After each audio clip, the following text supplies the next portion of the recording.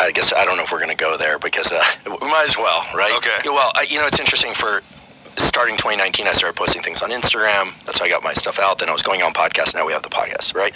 But I've stayed off Twitter largely until this last year when I started putting a lot of stuff there. So you put stuff there, you start reading stuff there. Oh, no. And then, well, what's been really interesting to me is I've followed this whole lab leak thing, right? Because early in the pandemic, people in my field started chattering about that.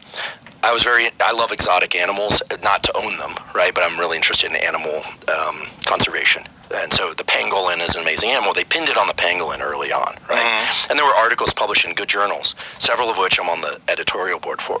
So early in the pandemic, there were papers coming out really fast about, the sequence of the virus in pangolins, which were being sold in the Wuhan market, et cetera. And I was pretty disturbed by this, mostly because of the pictures of the Wuhan market. The exotic animal trade is just, it's horrible, right? Yeah. Okay, close confinement, these are beautiful animals that there's no justification for this stuff. But pangolin meat is sold at, I forget what it is per pound, but it's a delicacy, and it's considered very lucrative and to get pangolin meat, of all things. There's actually a female pangolin meat influencer on YouTube, and so really? Oh yeah, no, it's like it starts to look like pangolin meat ASMR. It's crazy and disgusting. Oh, so they're kind of mixing, sexy women with exotic meats from these rare animals. It's just awful. So I was going deep down this rabbit hole of trying to understand this exotic animal trade, and then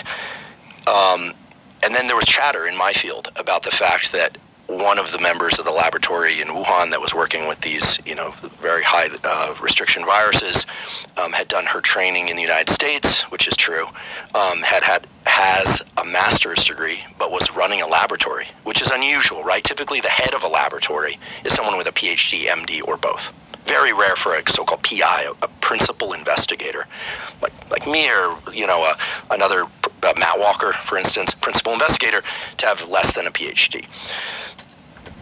The fact that she ran a lab, or was important in running this lab as a master's, with only a master's, is unusual.